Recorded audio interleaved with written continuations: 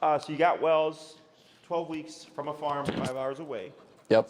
And when did you start to notice like this anxious behavior?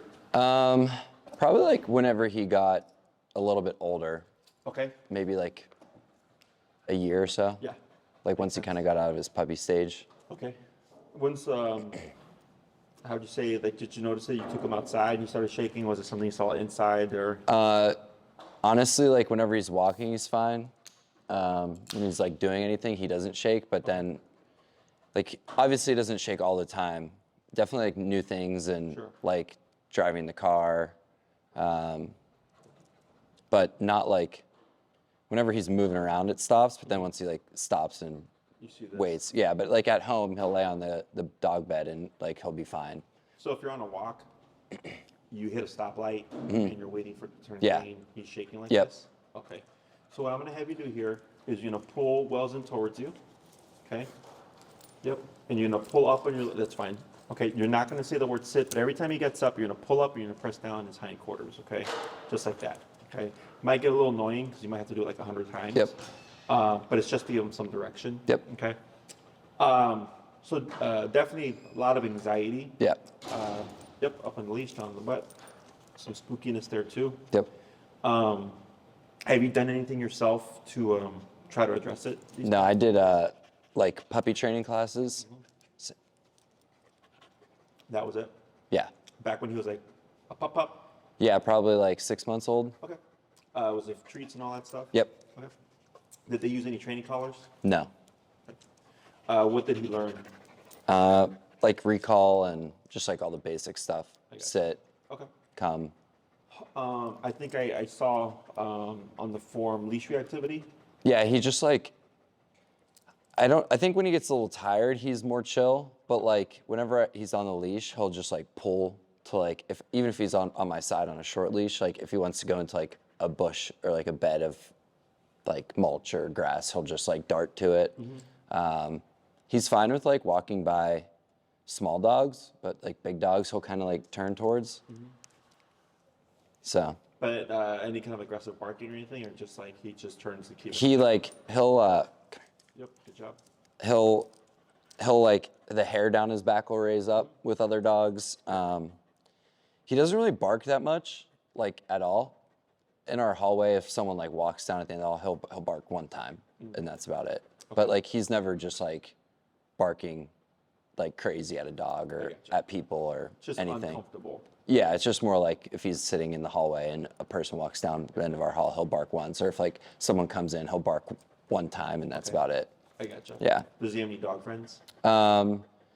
He used to at my old building. He had a puppy that he grew up with that he was cool with, but like other dogs in the apartment, like definitely not. Like anytime we go to places with other dogs. Anytime we go to places with other dogs, like have to definitely like be watchful of him. He's definitely like a little aggressive. Okay. Like I think he just likes his own space and doesn't like other dogs sniffing him a lot. Yeah. So he's a little protective of that. Yeah. So. Okay. Anything else? No, just like obedience and like leash and just kind of like being more under, like listening better and, you know, following commands and all sorts of stuff like that. Sure. I'm gonna press hindquarters down. Good. So your goal for the training is more obedience, more control. Yeah, I mean, if they're up to me, I would probably just do the whole stay away thing and have them be like a super smart, like off-leash. Oh, I got you. I Like mean, a I board would and love train. that. Especially if like we move somewhere that I could take him like hiking in the mountains and stuff. Like he would thrive in that situation. Yep. Does he play fetch or anything? Yeah, he's very good at. No. Does he has good ball drive? Yeah. Okay. Really Is he like? Is it hard to get the ball from him, or No, he? he'll drop it right at my feet. Okay. Even without command. When you throw the ball, Yep. do you notice if he picks it up directly or does he go behind the ball? He'll try and catch it right off a bounce. Okay. He doesn't like hurt it or. Hard it. Yeah, yeah. That's a. And whenever we were younger, like I used to have a dog park by my place in Old Town. He didn't really ever like play with dogs. He was kind of just very focused on fetch.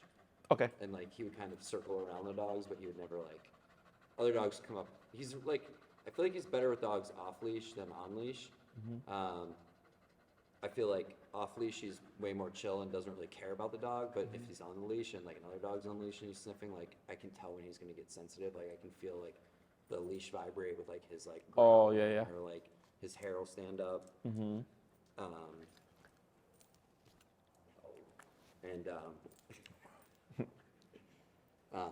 just stuff like that. Okay.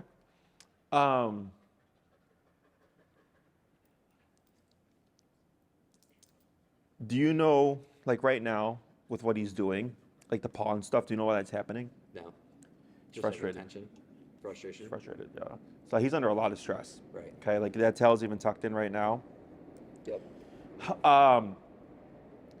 He's essentially stuck, right? Because it's one thing, like I'll get clients where they go, I'll leave my house, the dog's calm in the house, no problem. Walk the dog, dog's fine during the walk, but the moment I walk into like a new space, the dog is like this. Yeah, and like the transition from when we moved in together, like 4 months ago, like the first 2 weeks were Yeah, just insane. that's normal. Like crazy panic attacks, like panting like this for 10 hours at a time. Jesus.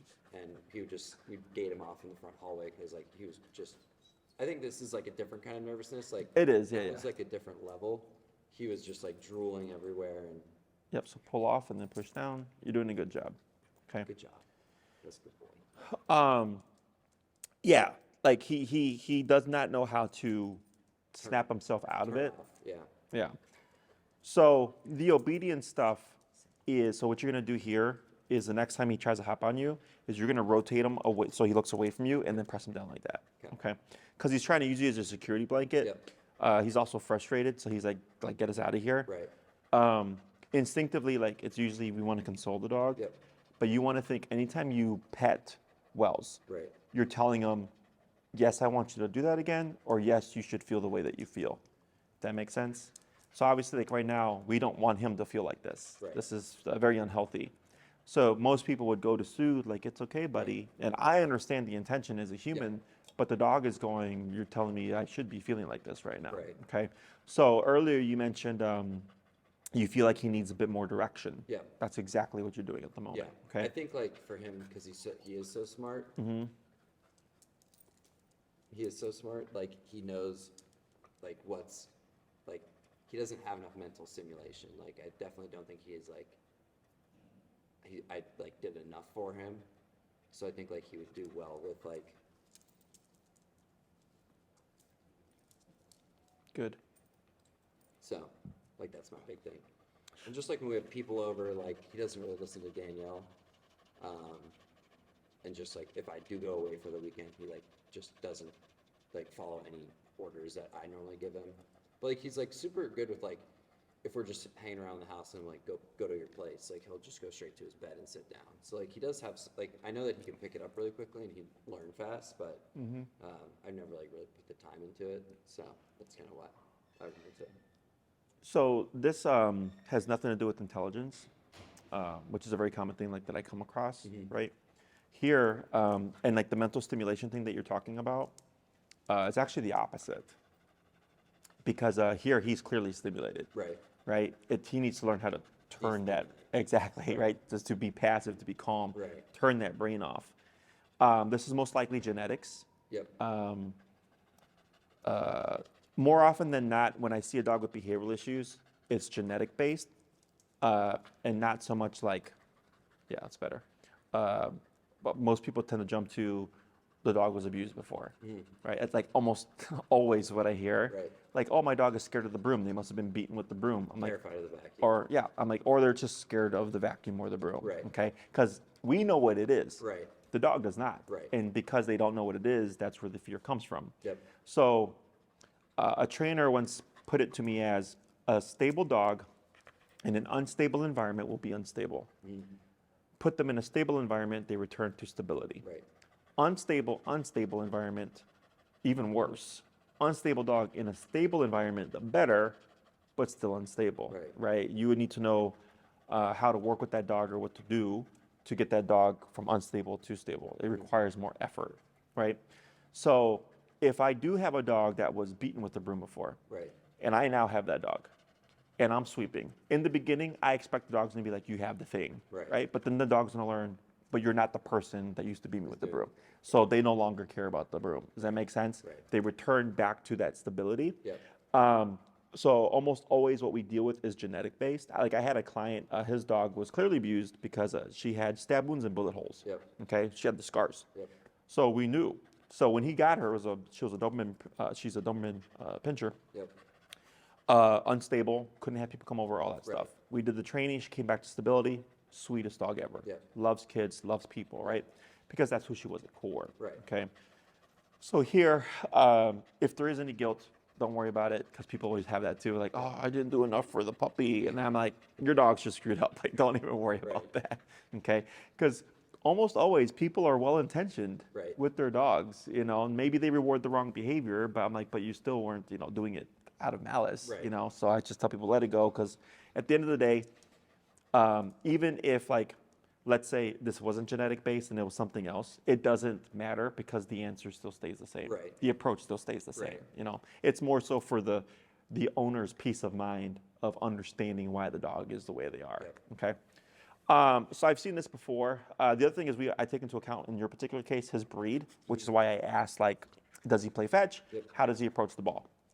And you said he goes directly for it. He doesn't try to come around it as if he was hurting. Yeah. Because The only time he does is if he misses it off the jump. Oh, sure. Like he gets past it with his jump and he has to circle back. Yeah. But he never like chases it around and runs towards it. Because a hurting dog almost always will round about and then pick up the ball coming from behind as opposed from coming from the front. Yeah. Okay.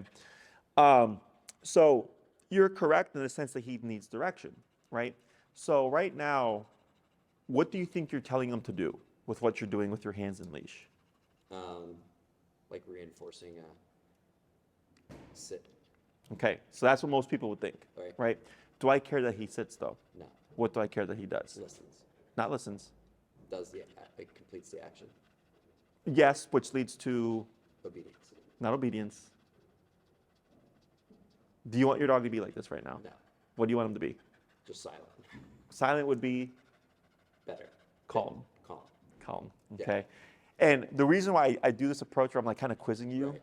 is people retain it better when they have to think about it and then come to the answer, as opposed to me just regurgitating a bunch of information. Right. So you're coming from a very obedience aspect, right? Which is very common. So like if I get a client that is aggressive, let's say they've bitten a person coming into the home. Right. They go, my dog needs to sit because I can't have them biting people. Right. And I go, but what does sit have to do with the biting people? And they go, well, if the dog is sitting, they can't bite. Or they go, the hell with the sit, I want to bite the person anyway, right? That's the behavior we need to address. We need to teach the dog that biting people is unacceptable, correct the behavior, right? Address the root issue, and then obedience is just an added layer of control, right? So right now, when you're pulling up and pushing down, it comes across as if you're telling them sit, but you're telling them to relax, which is with the sit position, because then he started to do what just now? Lay down. But you see how he sits back up again? It's because his anxiety doesn't let him. Stay down. Yes, but that's why I said it's going to get annoying. You're going to do it 100 times because you're not letting him complete what the brain wants to do, which is movement. Anxiety wants to move, okay? So overstimulation and anxiety are two behaviors that look very similar in the sense that they want to move. Like overstimulation looks similar to this, except we wouldn't see the panting. What we would see is him constantly sitting up, standing up, laying down, moving around, jumping on a chair, coming over here. With him, we have the added layer of, right? But just like with humans, circle them around. Just like with humans, if a human is anxious, tend to pace. This is a very common anxiety thing, right? That people do is shake the leg, chewing on nails or whatever, tapping things. It's a movement, okay? So right now, his brain wants to move because of anxiety, and you're going, we're not doing that right now. We're not doing that right now. We're not doing that right now, right? And the more you counteract him, the more he starts to learn and calm down.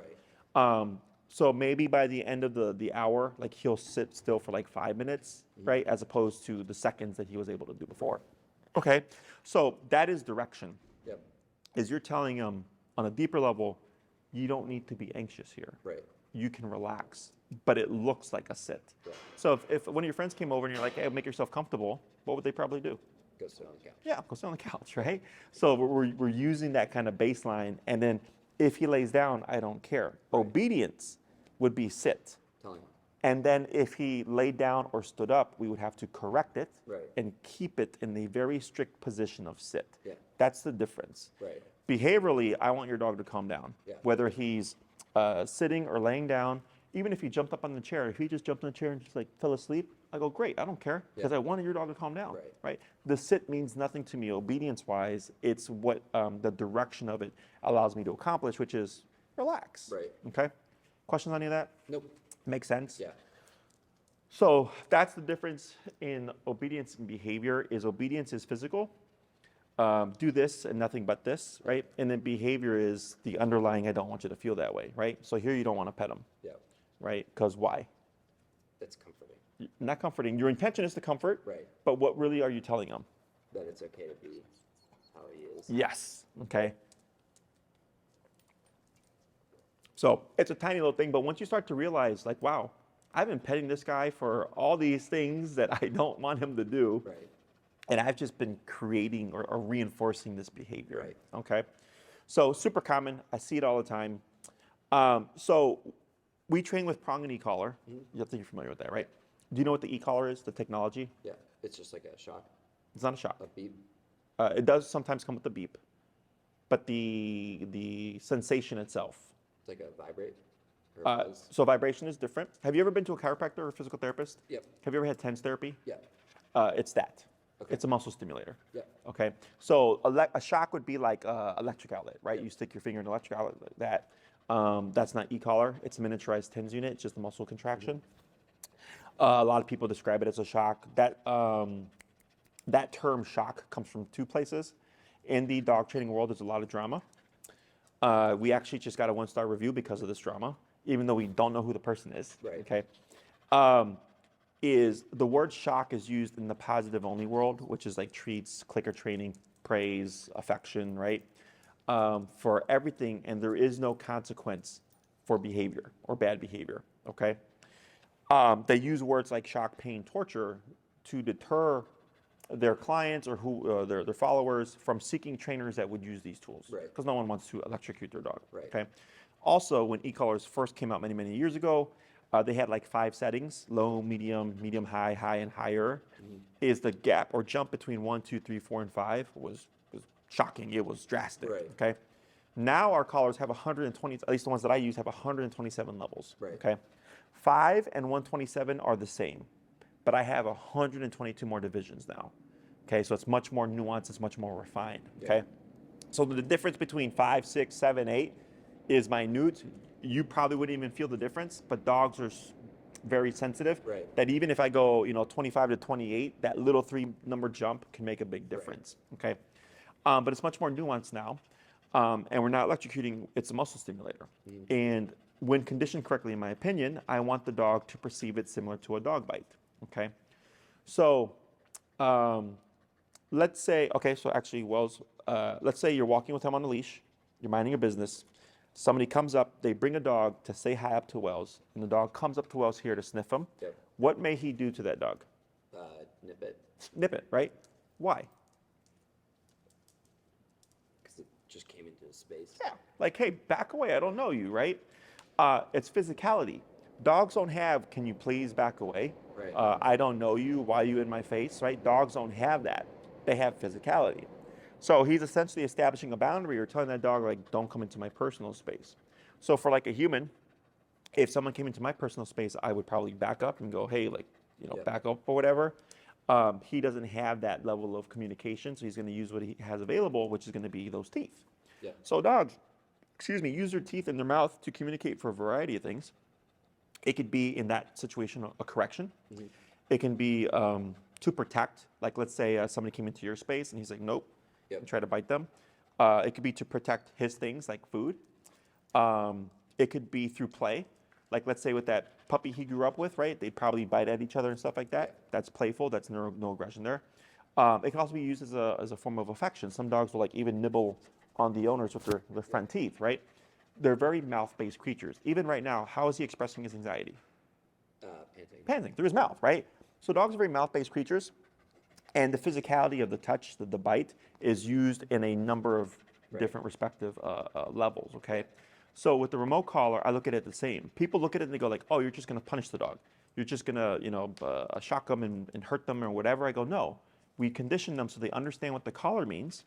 And then we can use the collar to, one, communicate like, hey, I need you to come back here. Right. Or two, I can actually use it to tell them to stop being anxious. Yep. Okay, so it's hard for the human to understand a lot of times that we could use something that we perceive as bad to correct things like anxiety. Okay, but dogs don't view it as bad. Dogs view it as communication when taught correctly. Okay, so the first thing that we do with almost every case is teach them how to walk on a leash without pulling. Yep. Okay, the reason why we do that is it allows us to layer the collar in a non-confrontational manner because we're just walking. Most people in the city of Chicago walk their dogs 3 times a day, 7 days a week, because unless you have access to a yard, you have to, right? And leash pulling and leash reactivity are the 2 most common things that we deal with, and Heel helps resolve both of those things day one, okay? So I would anticipate with the remote collar, you're gonna see an increase in this behavior, okay? Because the e-collar is stressful, and his stress response is anxiety, okay? So when people see that, they go like, well, if the collar is making the dog more anxious, how is the dog gonna get better? I'm like, because it's through regular exposure to stress. The dog goes, oh, I know what this is. I don't need to worry about it anymore, right? So if we take a person who's like an EMT, first day of work on the ambulance, whatever, probably super stressful. Like my old boss, his son was a PA, or is a PA, and he did like his residency, like one of the emergency rooms here in Chicago. And like on the first day, like he saw someone's knee cap getting drilled into. Like I'm hearing the story like, bro, like I want nothing to do with this, and he's just like, oh, it was awesome, you know? So like it's gonna be stressful, but through repeated exposure, eventually it's just another day in the office, right? For me, I deal with aggression. I just came from an in-home. The lady thinks the dog's aggressive. The dog's not aggressive. The lady just has PTSD because she saw the dog bite someone once. So she's just traumatized, right? So I'm moving around and she's just like freaking out. I'm like, no, it's okay. Like if your dog was aggressive, I wouldn't be doing what I'm doing right now. Does that make sense? So it's through that repeated exposure to a controlled stressor that actually helps them learn to handle and break through the stress, okay? Now let's say he's not getting over it on his own. We can act, like I said earlier, correct this, but he has to have an understanding of what the collar is first. So I don't come in, put the collar on, and then just start correcting a dog. I go, we're gonna condition him first, and then by the 2nd or 3rd class, depending on the program that we're doing, I can then start targeting the behavior. A lot of times, this happens on its own, where the owner will come back after class 1, they'll come back for class 2, and the dog will come and just lay at their feet. And they're like, Jesse, this is crazy. Like all I did was the heel exercise and my dog's already relaxing, whereas before he was just a nervous wreck. I go, yes, because now your dog has the ability to turn off. Okay, having the inability to turn off is stressful. The inability to relax is stressful. So they just get stuck. Does that make sense? Question on any of that? No. So it's not the obedience that's helping him, it's the discipline. It's the structure. It's the nipping and biting, the structure that he's being given that helps him go like, oh, okay, I don't need to be this way anymore. Okay, and obviously, once he learns to turn off,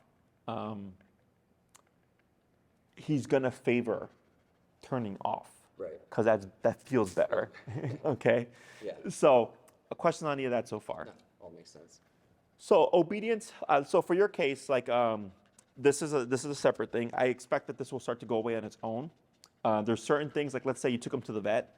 Yeah. He ate rat poison when he was like 3 months old and had to have his stomach pumped and was in there for a night. Now anytime we go back to any vet, he's just a mess. Okay. So that would be like an exception. Right? Because he has a negative experience and he knows what happens at the vet. Now, does it mean we can't do anything? No, we can. But it would make sense that he's doing great in all these other contexts, and all of a sudden you go to the vet, like the one place he hates, and then he's back to being like this. I go, yeah, but we can address it because now we have a structure. Okay. So the dog thing with the hackles, that should go away on its own too. If it was more pronounced like he's lunging and barking at the leash and stuff, or at the end of the leash or whatever. Yeah. So the toughest dogs. He's not barking, but he sometimes does lunge. Okay. Yeah. The toughest dogs that I get for reactivity almost always are power breeds, and more specifically pit bulls. Okay, Yeah. because they were designed for fighting, they were designed for intensity. Right. Makes sense. The other breed that gives me a hard time is blue heelers. Yep. Okay. His reactivity, from what you're describing, is much lower than what I've experienced in the past from blue heelers. Yep. So I'm not anticipating that. And like for a long time, I walked him off leash a lot and did that myself with like treats and everything. And like when he's tired, he's like he can do off leash and he knows heel and like he stays on my right side. He's like he picked it up pretty quickly. Like it started off like just doing it like outside at night. Yep. And then like in the day, but like even like little dogs, fine, but big dogs, I would like wait and like go down the street and like have them sit and stop and everything. I gotcha. Yeah. So, I would love to have them off leash. yeah, we do off leash. That's That not would an be issue. awesome. The obedience stuff out of everything is always the easiest. Right. Okay. It's the behavioral stuff. Right. This here, even though his anxiety stuff is high, the reactivity stuff I would, from what you've told me, put more like mild, maybe a little bit like moderate. Like Yeah. it's not, because if it was really bad, you would have already been seeking out training. Does that make sense? So for the off leash stuff, how well trained do you want him to be? I mean, like, Because it gets pretty. Because I do family pet. Right. Right. Everybody's family pet. right. The like super fancy stuff I can do. Nobody wants fancy. They just want functional. Right. But it's like, oh, I want him to do sit, stay down, come place, heel, Right. completely off leash. Then I go, okay, that's going to take time. But if it's like I want to walk my dog and recall my dog and like a few things, then I go, well, that's easier. Yeah. I mean, I would love for him to just be like a total like robot kind of dog off leash. Like I gotcha. Like, obviously, Himself, but controlled. yeah, like just super controlled and like super obedient and like doesn't pay attention to other dogs at all. But if it were up to me, Okay.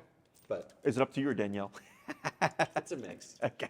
I think it just all depends on like the packages and the time put into it and like the Yeah, yeah. money and everything. So I guess sure. I haven't really like looked through everything. So I'll explain your options.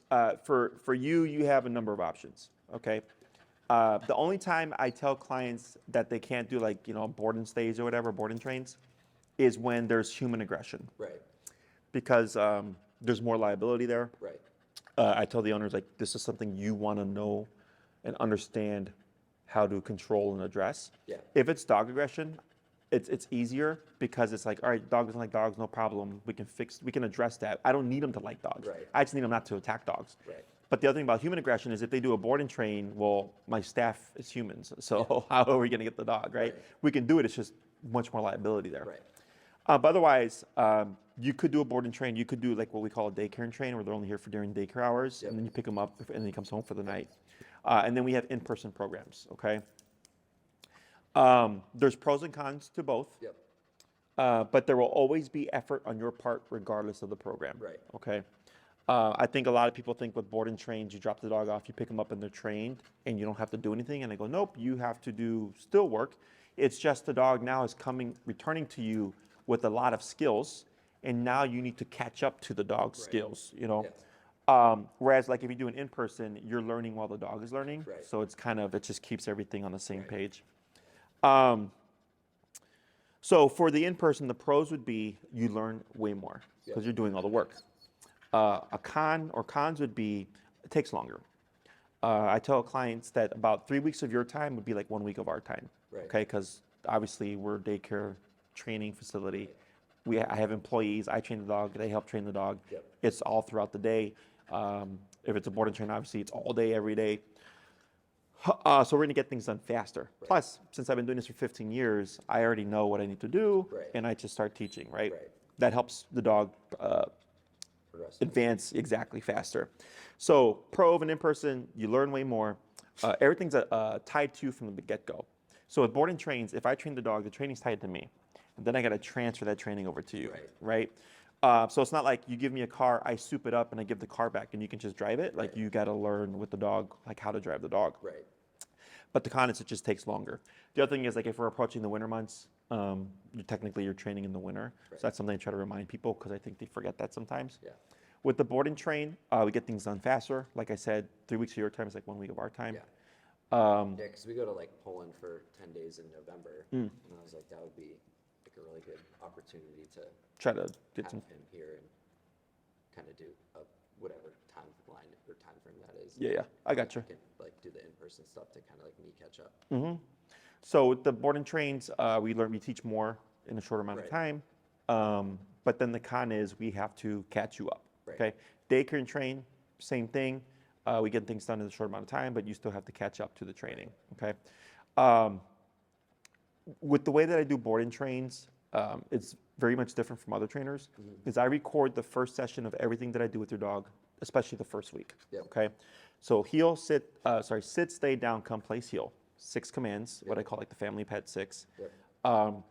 They're meant as obedience. I think now people treat them a lot like as tricks that your dog does for treats and stuff, Yeah. which sure, that can be the case, but they're meant to be reliable. If I go to a restaurant, I tell my dog down, it's so that I can go to the restaurant and have my dog laying down, they're not being a problem, and I can enjoy my meal, and then I could leave. Right. My heel, if I have an off-leash heel, I can go hiking with my dog. I can walk my dogs anywhere off-leash. I'm not worried about them running away. Recall, of course, lets my dog be a dog, chase squirrels, chase rabbits, play with other dogs if they're social, but still recall them and not worry about them running away. Right. So these commands are meant to be functional, but people nowadays just treat them as that kind of tricks that their dog does. So with the board and trains, because I don't want the person to think I just press a button and my dog does it. Like there's conditioning and reinforcement. So let's say he came for a board and train. I'm teaching him heel on the first day. Let's say he freaks out and he's jumping, he's biting the leash. I've had dogs express their anal glands. It's rare, but that happens because of stress. Yeah, he's done that before. And you're going, oh, this is bad, right? And you see me continue the training, Right. and eventually you see him relax and then start to progress. The reason why that's important is in case that happens to you, you go, well, I saw Jesse work through it, so I have a baseline understanding Right. of what I need to do here, okay? And then we do that for everything, the heel, sit, stay, down, place, all that stuff. So you go, okay, this is where he started, this is where he ended, but this is how he learned. Right. So when you have him, if he does something, and you go, oh, I know how to correct this because I saw it in the video, Right. okay? And then it comes with follow-up lessons as well. So I've had clients complete with other trainers, like a 4-week board and train, and they'll get like 30 minutes with the trainer. Yeah. And I'll tell them, like 30 minutes in total, and they go, yeah. I'm like, there's no fucking way you learned what a dog learned in 4 weeks in 30 minutes. Right. Like, there's a lot missing there, Right. okay? Especially from like someone that's doing the training Yes. versus like a person that doesn't train dogs. Exactly. Plus, there is no video, so there's not even something to reference. Right. So for us, the longer the program, the more follow-ups there are. But and so like if we did a 4-week board and train, there would be 4 videos. The first one's always the longest, between 2 to 3 hours, because everything taught from the ground up. Yep. Week 2, typically anywhere between 45 minutes to an hour. Week 3 and 4, usually about 30 minutes, because we're just advancing the dog. Right. Everything's been taught week 1, so the videos become shorter. Right. And then the follow-ups are there if the client watches the video and they go, I didn't really quite understand this part, they'll book the follow-up, and then I meet with them to help kind of close that gap. Right. So they work hand in hand, okay? So if you did a 1-week board and train, we would cover everything, sit, stay, down, come, place, heel. Whereas if you did like a 3-week in-person program, the only thing we probably cover is heel. Maybe we also have time to cover recall, right? Because I have to train you to train him, so that progress is going to be slower. Right. So regardless of the board and train or daycare and train, as long as we have the dog for at least 1 week, they're going to learn all the skills, okay? Right. Questions on any of that stuff? No. So then it just comes down to like what your personal preference is. Right. Is it, do I want to do the work and invest the time? And with the way that I train, you train the dog as you live your life. Anytime you walk your dog, that's when you're doing the training. Right. It's not like, oh, I got to set time aside on top of what I already do, right? I've cut out a lot of the BS that's in training, and I've kept the stuff that I know works. I've kept the stuff that I know that the client can do easily, that they can understand easily, that they're able to replicate easily, without they themselves having to become like a dog trainer. Yeah. Okay, which is how a lot of dog training is approached now. Right. Is like you practically, all the timing and, your posture and the leash and this. And I go, yeah, it's important, but then it makes the person erratic because then they're like, oh, like I have to think about all these things and I'm not a dog trainer. Right. I go, it's a lot simpler than they make it seem. Okay. Questions on any of that stuff? No.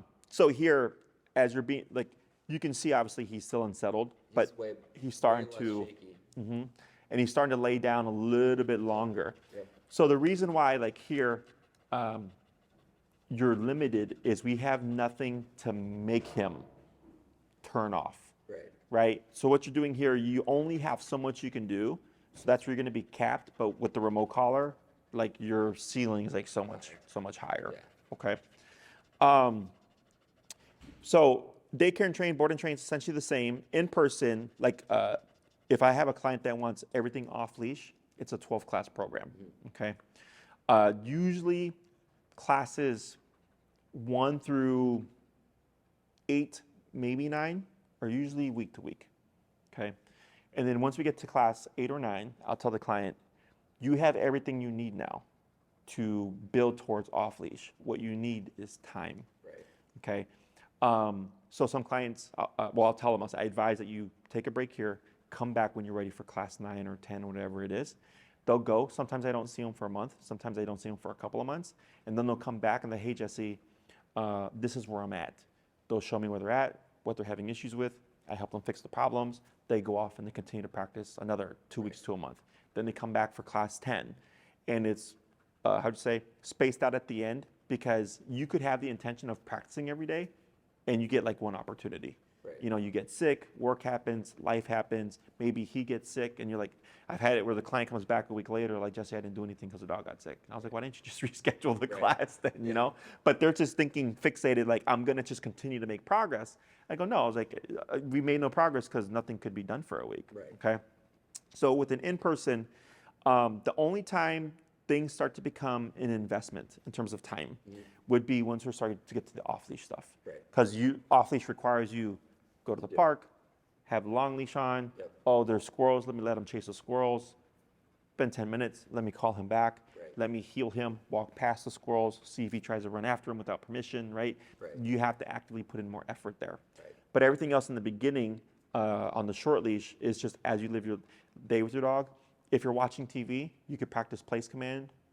So if you look up on the TV here, you can see, I don't know if you can see from your angle, but there's like a dog laying on a dog bed there, right? There's a number of them. They're doing what we call place command. It's a part of our daily structure where they're doing nothing while stuff is going on around them. Yep. So it helps them learn. They're just sitting there, they're not on leash? Yeah, they're just chilling. We have tethers, we have safety tethers just in case, but they're just chilling, okay? So like if a guest, like you said earlier, like you send him to his bed and he'll go, right? But then if there's a stimuli, like maybe a guest coming over or something like that, maybe he breaks the place, right? Yeah. So that's technically a separate exercise, but yes, you can use place, but if it's not important enough for him to keep to it, then he's gonna break the command and like greet the person or whatever it is that he wants to do. Right. Okay. Whereas when we say place, it's do this and nothing but that. Yeah. Okay. Yeah, like he'll go over there and stay for any amount of time. It's like kind of just when he wants to come back into the room. Like we had my 2 friends over last night, and I'd say place, and he'd go to his place, and then he'd come back like 15 minutes later and like lay down by my feet, and then I'd say place again. And oh yeah, yeah. Like he just kind of. I see what you're saying. So like when we say place, it's indefinite. Right. Right. It's you're on your dog bed, and if I don't call you for 6 hours, like that's all you're doing for 6 hours. So that's how obedience is meant to be. Right. Right. Like if I tell you heel and we walk for 2 hours nonstop, you're at my hip, no questions asked. Right. And it's not to say like, because heel people typically envision this, right? The dog's looking at you and stuff. That's competition heel. Yeah. That's the showboating heel. Right. Our heel is we're walking, the dog is focused on me, he's not pulling, he's walking at my side. He can look at a squirrel, he can look at a dog, he can look at a person, he can look at a rainbow, but he's focused on walking with me, right? So like if you and Danielle go for a walk, you guys might be looking at things around you, but you're still like in unison. Yeah. You know, it's like the same thing with the dog. When I say heel, we're in unison, and then when I say free or break, now you can go off and do your doggy thing. And then when I call you back, if you're chasing squirrels, does he have prey drive? Yeah, like rabbits and squirrels. Okay. So like, let's say he's got a prey drive. I'm like, there's a bunch of squirrels in those trees. Feel free to go chase them and be a dog. He does that for 20 minutes. And I go, okay, get over here. And then he runs back to me and I go, all right, let's leave, heel, boom, and we walk away. And he's like, all right, we're done with squirrels, right? Because dad said this is what we're doing, okay? That's obedience. If I say sit and I say nothing else for 30 minutes, the dog is expected to hold a sit for 30 minutes. Now, I don't do that because physiologically they become uncomfortable. That's why you see them also trying to lay down there. But technically speaking, that's the degree obedience is supposed to be held to. Right. People are just soft and they like excuse a lot of things. Right. So they're surprised, like, wow, my dog sat for 5 minutes. I'm like, yeah, it's actually easy when you have the right tools and you understand, like, I can actually tell my dog to do this. Right. Okay. So heel, walking on a leash, come, recall, and some form of stay are like what I call the trifecta of dog training. Like those 3 things alone allow you to do a ton of stuff with your dog. Yep. Like having the sit, the down, the place, or whatever, just gives you a lot more options in terms of stationary control. Right. So, and most of my clients, if they're doing all the commands, those are the 6 that we're doing. There's more like, there's like return to heel, which is like the dog will flip around. Like you will recall them, they're running towards you, and as they're running towards you, you'll see them spin and then come into position, whatever. I've had like 5 people in 15 years want to learn that. You know, it's super rare. That's cool. And it's something I can teach. Right. It's just, are you going to put in the time and effort Right. to either teach it yourself if you're doing in person, Right. or if I teach him, Learning it. and then applying it, correct? Right. Because the concept, if you don't use it, you lose it, Right. kind of applies. He will never fully forget training. Yep. Okay. So I had a client, I trained his dog summer of 2019. Guess what happened in 2020, right? Couldn't do anything with his dog. He was locked up. Him and his old partner split up. He had a new partner. Last year in the summer, he's like, hey, can I get a refresher course? I said, sure. And then he showed up, we were at Oz Park, and one of the first things he asked me was, do you think he's gonna remember anything? I go, yes, just watch. Within 3 minutes, the dog was healing perfectly with the new partner. I was like, they never forget it. I have another client that emailed us. Oh, you know who this is? It's a little burrito in there. No barks.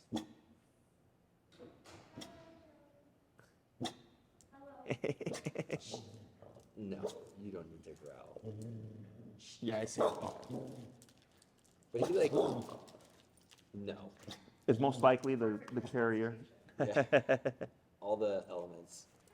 He's looking so cute. Hi, Dad. I missed you today, Dad. Hey. Hi, Dad. Yeah, you recognize me. He's a slumlord now. Yeah. You're over at the condo if there's stuff broken. But I have an appliance guy now. Nice. So awesome. Yeah, that's great. What are you guys up to? Just slummed away to fix, go meet the appliance guy. He was so good, babe. Oh, How's this going? he's doing his best. Good. Very anxious. Okay. Very anxious. That's what we're used to, right? I know. Yeah, it is what it is. Yeah, I wish you had known Luna before. Yikes.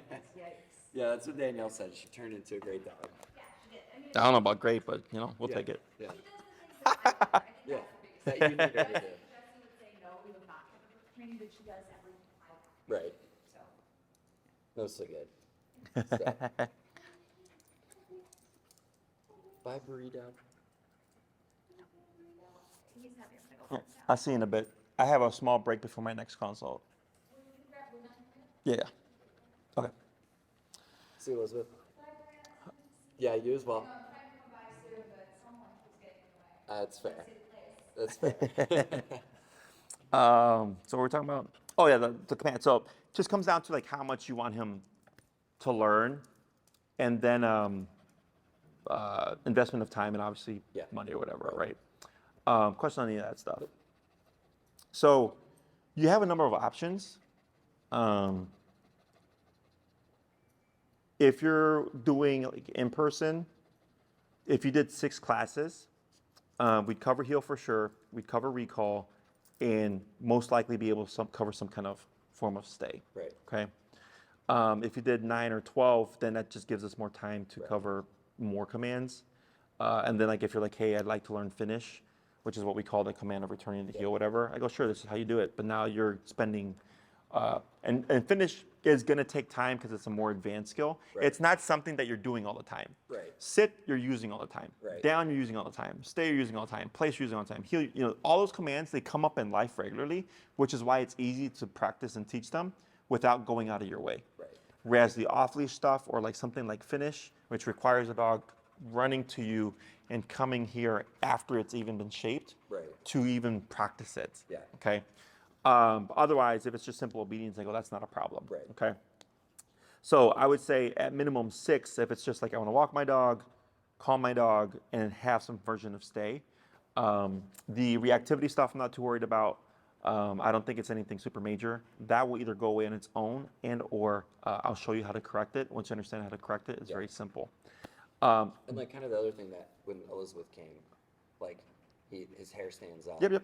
But like he's never bit anyone or done anything, but he like acts super aggressive whenever he sees people, like whether he, especially like people he knows. But then like if he were to go up to her, he would just like sniff and like say hi, and then he'd put it in his hair, go down, and he wouldn't growl. Yeah. So since he's already under stress, that's a nervous reaction. Right. When he sees something that's unfamiliar for him, he gets more stressed. Right. And that's where you're seeing that stuff. But the moment he understands, like, oh, everything's fine, he just goes back to neutral. So like that, because that's technically reactivity, right? But it's like very low level. Okay. Like he wasn't like snarling, but even the intensity of which he was moving forward, like it was low intensity. Like I had dogs that are like dragging the owner to like get to the person or the dog, you know? So I look at that and I'm like, oh, okay, like this is low level. Okay. Like I said, if his behavior was very problematic, you would have already seen trainers. Like it's a behavior that makes you concerned. Right. Okay. Yeah, and I think like our concern is like if we were to get another dog or if we have kids in a couple of years, like just no, we don't want any issues with like anything. Sure. Just like like Danielle likes having people over. We like having people and hosting, and we don't want him to like act like that when people come in and like jumping on the table or like it definitely is more. He's a little bit more like disobedient whenever we have people over. Or, like there's new people in his space. Sure. Yeah. So like with that, so if that's one of your goals, then that would probably push us more if we're doing in person, like a 9-class program. Okay. So if we like, let's say you did 12, and I go, okay, I know this is like 12 1-hour sessions. Correct. Once a week. But remember, there's going to be a point where we go, okay, now we're going to take a break. You're going to go and practice, and when you're ready to advance, you come back and we do another, right? The 12, I go, he has an end goal of having this dog off leash, but then also we have like people coming over, right? I structure it out and I know exactly how much time we have. With the board and train, I would say like if you did, so 1 week is on leash stuff, the basic foundation. Right. We do recall in the long leash because that has to happen because recall is from a distance. The second week we start transitioning towards off leash. So we're already building those skills. Like 2 weeks. Yeah. Okay. And then 3 and 4 we're getting the dog closer to off leash. So you have less to do, but obviously you still have to catch up to the training. Okay. We cannot facilitate people coming over here. Right. But that's what your follow-ups come into play. So if you're like, hey, Jesse, we watched the videos, like he's doing awesome with all the training and what we've learned. Can we do one of the follow-ups for people coming over? I go, sure. The follow-ups are there to help you either connect the dots with the training that you have or to cover things that the videos couldn't cover because we can't replicate them here, okay? So that's another option for you. 2 week is good because we're already transitioning the dog to off-leash, so you see it and you go, okay, this is what I need to do over and over again until my dog is reliable, okay? The rest is just like us making it more, how'd you say, complicated for him, testing and putting more distractions and stuff. Which you would also just accomplish in like your day of life. Exactly. Okay. So, question on any of that stuff. Good. I can do foundational like finish stuff. It's not going to be done in 2 weeks. I can tell you that. It is more. I don't want to say complicated, but it's in depth. Like there's effort there for you to teach it. I had a guy that he wanted to learn it, and we went through all the things and he taught it. And then later on, we did like this like years later, like they had kids, whatever. I did a follow up. And I remember asking him, I was like, oh, do you still use Finish? He's like, nah. Yeah. He's like, it was really cool when I had it. He's like, but honestly, he's like, I just call my dog. I go, it's really just something to showboat. Yeah. But if you want to learn, I'm happy to teach it. Okay. Any other questions? No.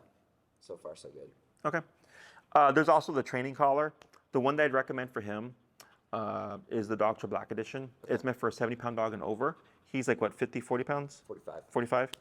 It's perfectly safe to use.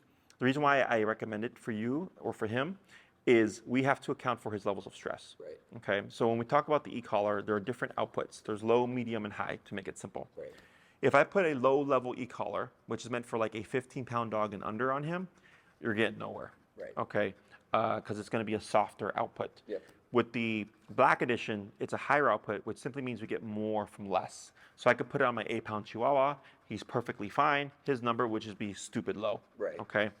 But this way we don't have to worry about like, oh, he's super anxious. And we've had dogs override the collar where they'll be like super stressed out and you could be max power and they're just like, I could give a shit less about this. Okay. With the Black Edition, I'm not really not too worried about that. Yep. Okay. And then Tina will send you all the information and all that stuff. Okay. A lot of clients ask, when does the e-collar go away? In my book, when you need it, it doesn't.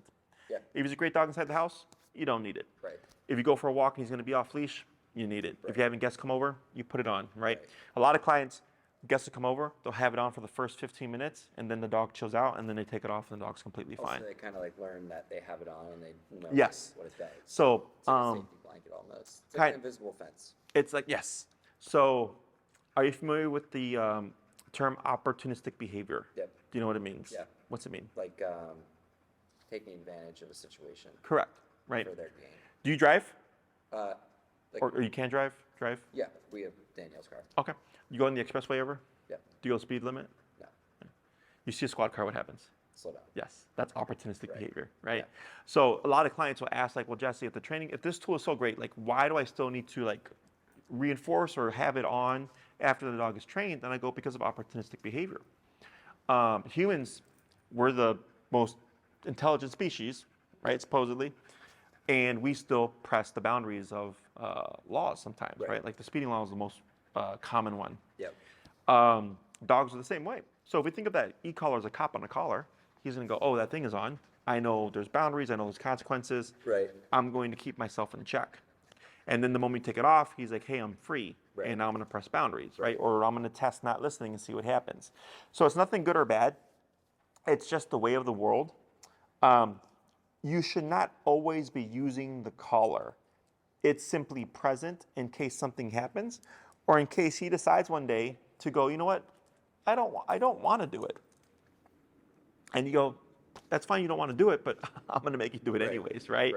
It's really just for those moments. Like my guys will have their e-collars on. If we're going to let them off leash or whatever, I can't tell you the last time I pressed the button. Yeah. You know, I just say come and they come. Right. But it's there. Or if we have, like, let's say you're in Lincoln Park, you have them off leash, you're minding your business, and then somebody brings their off leash dog over, and their dog runs over to him. And then he goes, uh-oh. Yep. Well, now I have a means of calling him back, so then I can control the situation, ideally get that person to get their dog, if not me, address the dog myself, right? Right. I have a means of control, even in situations where I may have lost control. Right. I've had clients be at the park with their dog off leash, and some kid randomly blows up a firework in May. Right. And they're like, well, I wasn't expecting a firework, and now my dog is running away from the firework. I can return them now because I have my tool. Right. So it's really present just in case we need it, but you shouldn't always be using it. Yeah, always do it. When I get a client that's still using it, I'll tell them, you're too low on the collar. Okay, so if we have the right working level, the application in the beginning, it's a lot. As the dog learns, it becomes less, and then eventually it's like, I can't remember the last time I pressed the button when I've had this guy off leash or whatever. Yep. Does that make sense? Yeah. Questions? Nope. The collars last a long time. My first 2 collars lasted me almost 10 years. Yep. And then I had to replace them. It's a fully waterproof system, both the transmitter and the receiver. Cool. So if you're swimming in the water or anything like that, safe to have it on them. We just want to make sure that the charging pad is closed. Yep. It's a 1 mile range. Obviously, you're not going to get that range in the city because of buildings, but you're going to get the range that you would need for your family pet. Yeah. But out in like open space, because it's meant for hunting dogs, it can go up to a mile. Cool. Okay. That's pretty much it. So I would say, you know, for if you're looking at thinking about in person and you're wanting to get as much obedience as possible while trying to get some off leash, and then the people coming over, that puts you around 9. If it's like I want everything off leash, the people coming over and finish, that puts you more to 12. And I try to. There'll be times I'll tell you like, okay, we're covering finish today. I'm not going to see you for a couple of weeks because you're going to need time to practice this. Right. You know, if you did the board and train or like a daycare and train option, the equivalent would be board and train is 2 weeks, 14 days. A daycare and train is 10 days. Okay, and then of course we only train the dog when you bring them. Right. So like some clients will bring their dogs in the first 3 days back to back because that's when I do all the filming. Yep. And then days 4 and 5 are just regular training, no filming. And then when they come back for day 6, then I start filming for week 2. And then day 6 and 7 is filming. Days 8, 9, and 10 are just reinforcing training. And then the 2 week is just solid. We just have the dog day and night for a solid 14 days. Yep. Okay. And if you want to, again, more advanced stuff, then we have the 3 and 4 week. Right. Okay. Start with like a 2 week and then do 2, like build on that. You can. We just don't prorate programs. Okay. So like if a client goes, I want 6, and let's say 6 is $1,500 for in-person classes, and then 12 classes would be $2,500. Oh, so it's all the same price. Or It's if I were to buy a 4 week, it'd be cheaper Correct. technically than a 2 week. correct. Okay. So So if I did a 2 week and then I said I wanted to finish, like do yeah. the last 2 weeks. So we have a client that just signed up right now. He did a 2 week board and train, and he's doing another 2 week board and train. Yep. If you would have paid up front, he would have saved math. Because it's 2,000, 4,000, 4,750, 5,000, 5,500 is what he's paid now. He would have saved $750. Okay. Yeah. If you would have Two just, week is like 2,400. it's 2,750. Okay. So the first week is the most expensive. It's 1,750 because that's where all the work is. Right. And then each week is just 1,000. So 1, 2, 3. But if there's a gap, then it's just a reset in terms of the price stuff. It's because you have to rebook to get into the. If he like, say he like takes the training really well Mm-hmm. and you progress, say, have you ever seen dogs do like the 4 week training in a 2 week time? No, because it's we need repetition. Like we need to work the dog through stages. Right. So the stages, the first week is short leash. Second week we go to the long leash. Third week is long leash with distractions. Fourth week is completely off leash. Yep. So I'm not going, we're on day 10. Let me already take the leash off. Does that make sense? Right. So we have what's called proofing. Proofing is if I accidentally remote the dog at 100, okay, and let's say his number is 30, and I accidentally dial it up and I remote him at 100, what do you think might happen with the dog? Could mess up his training. And what do you think he might do in that moment when he gets hit with 100? Like go crazy, Go crazy and maybe bark, run away. run away, right? That's proofing. Is we have to have enough conditioning, putting the dog under enough scenarios that if I accidentally remote them at 100 or whatever, the dog's not going to freak out and then run away. They're still going to run back. Yep. Does that make sense? And that's only stuff that can be done in time. Right. I shortcut a lot of things, but there's certain things that I can't shortcut. Yeah. Yep. Okay. Other questions? No. Now, can you do a 2 week board and train and then get him to off leash in time? 100%. It's just more effort on your part. Right. Because now you're taking him through those follow-up stages, whereas he would have done them all here. Right. So when you pick him up, you're progressing through your stages faster. Right. Because they've already been done. Right. You're just when you go through the stages, it's to teach you, because there's dog training and then there's dog handler training. So like a very well-trained dog, let's say like those $120,000 protection dogs, you put that dog with a person who does not know what the hell they're doing, they're going to ruin the dog, or they're going to get bit. Yeah.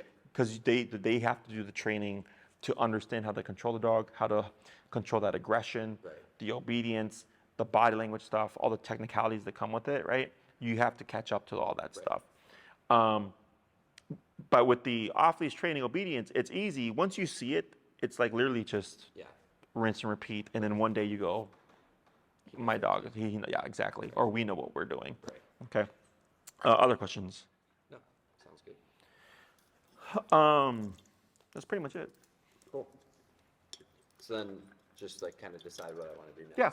You know, Tina will send over what I recommended or whatever. Okay. Um, What would you recommend, do you think? if you're doing a board and train and you want off leash and you're not too worried about fancy, 2 week is the minimum. 2-week board and train? Correct. Okay. Okay. You would get 3 follow-up classes and then 2 videos. And in the second video, I talk about this is how we start transitioning. Right. Okay, and I explain everything, I show everything, and then you just progress as you'd watch week 1. Don't just jump to week 2. Like you have to go through the process. And then let's say you're practicing that during the wintertime, spring comes along, you're like, hey Jesse, I think he's doing pretty good. Can we have a class at Oz Park? Because I want to start going to off leash now. Then I can help you close the gap in those 3 classes. If you're doing an in-person, 9 is the minimum. Again, if we're not thinking about fancy, if it's I want fancy and I want everything off leash, then that's going to push you more to the 12 in person. Okay. Okay. Really, just what makes things complicated is, Right. is fancy. Yeah. Yeah. Okay. I mean, I would love to have them just like off leash everywhere. And, Yeah, it's perfectly doable, right. but it's just going to take time. Yeah. I had a client, I trained her first dog, and she came back, I trained her second dog, and she said her first dog took her 6 months before she considered her to be off-leash reliable. Because if you're only going to the park once a week or twice a week, like that's really not a lot. That's why it takes time. Right. You know, if you did have the, like a park accessible to you, like let's say Horner Park or Lincoln Park, right? And you're Close every to, day. Close to Skinner. Yeah, every day, just letting your dog off leash and doing it every day, you're going to get there obviously quicker. Right. Okay. There are some things that can inhibit, like sometimes the dogs will get too trained that they won't leave the owner. So now we have to work on getting the dog to actually leave you Right. so that you can practice your recall and stuff. Yep. That does happen. So then, but it's sooner or later you're going to get there. It's just going to take longer because now we have to fix the problem of my dog won't leave my side.